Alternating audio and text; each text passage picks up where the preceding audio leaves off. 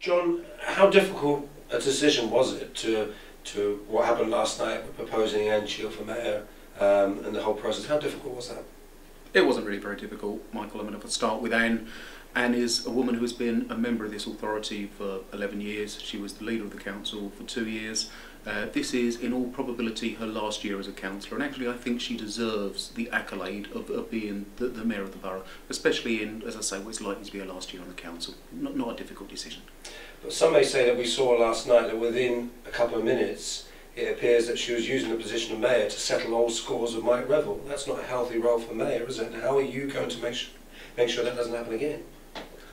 For anybody, chairing a meeting of 50 people for the first time really isn't easy. It's not something that she would have had any training for at all in the past. Anne will take advice, and I'm sure that we'll see in the space of a couple of meetings that she turns out to be a really fine chairman of the meeting, as well as a really good mayor for the borough.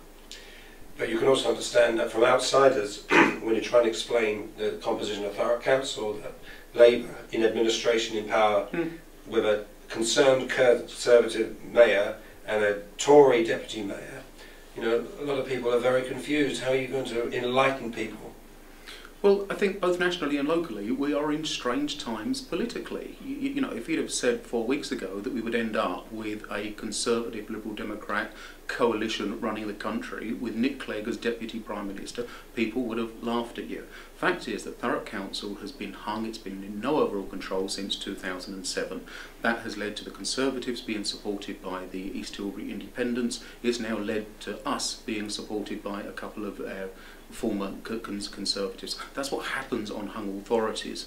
And actually what's really important is that I now use my position as leader of the council to be as consensual as I can and to involve as many of the Conservative group as I can in putting right some of the problems that we have here, formulating the new policy and driving the borough forward.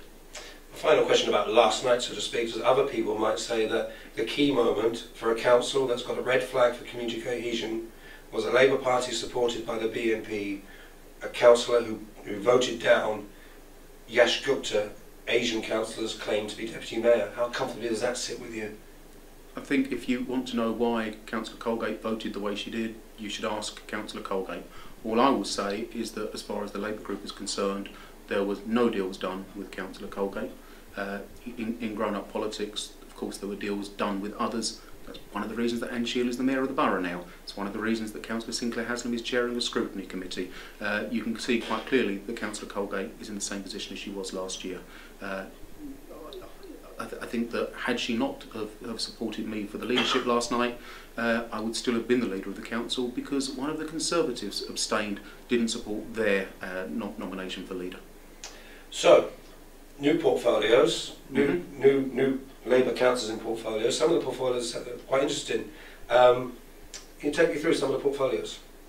Certainly, where would you like to start? Val Morris Cook's portfolio, Pride in Thurrock. Pride in Thurrock, during the local elections and the general election this year, was people telling us time and again that there was a lack of pride in Thurrock, that the streets were looking dirty and shabby, that really there was just a feeling that people weren't proud to say they come from Thurrock anymore. I think that needs to be tackled head on. I think there's a lot of really great stuff goes on here, and what I want Val to do is to do the bit about restoring that pride, helping to restore that community spirit, helping to get some projects on the go really, really quickly that will deliver cleaner streets, to have that almost immediate clean-up of the borough that we promised on the doorsteps. That'll be Val's first task. That's what's behind that one. And someone like Charlie Curtis, you know, a veteran, come to a portfolio in his 70s. What's Charlie got to give?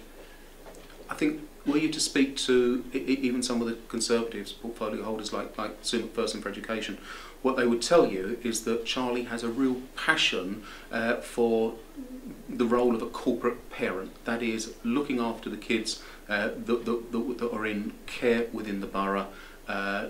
His work on the fostering panel, his work in all aspects of child social care has been exemplary over the years, and I want to make best use of the experience that he has in that area and the enthusiasm he has for it. That's why he has that very discreet portfolio of child social care. And some younger councillors, you know, just a couple of years' experience, Lynn Warren and Oliver Gerrish.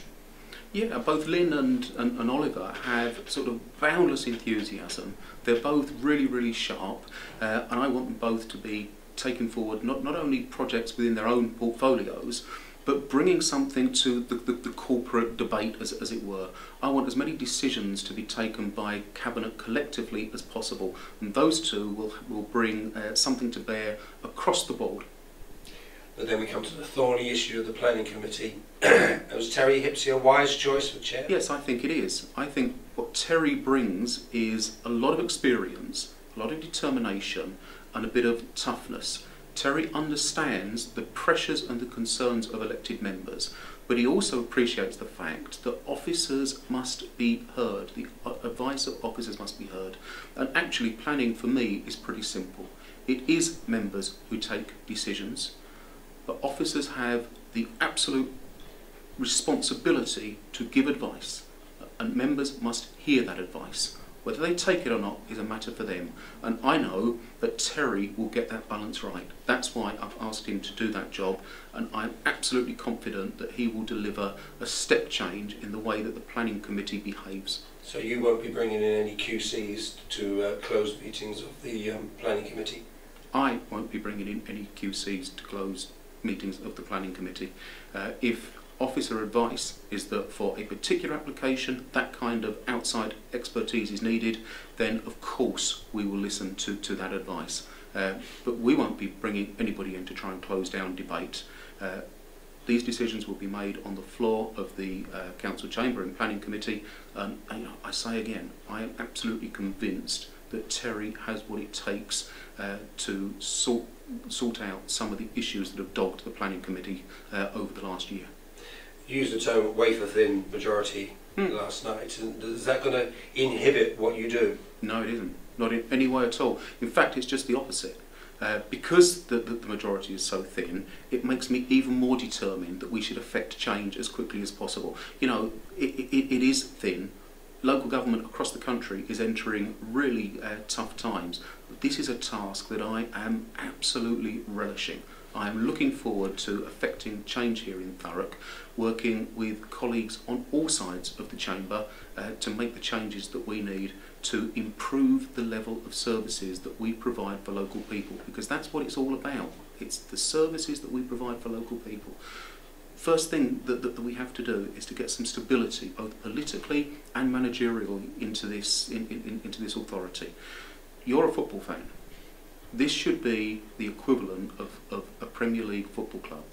We have had 5 people sitting in the chief executive's seat since 2006. That's the equivalent of the manager of the football club. You know, no football club is going to make progress with 5 managers in 4 years, and no local authority is going to make progress on that basis either. We have to get some stability in. The process of appointing a new chief executive has already started. The sooner we can get that completed, the sooner we can get some stability, the sooner we can start to improve the quality of services we deliver. But you're not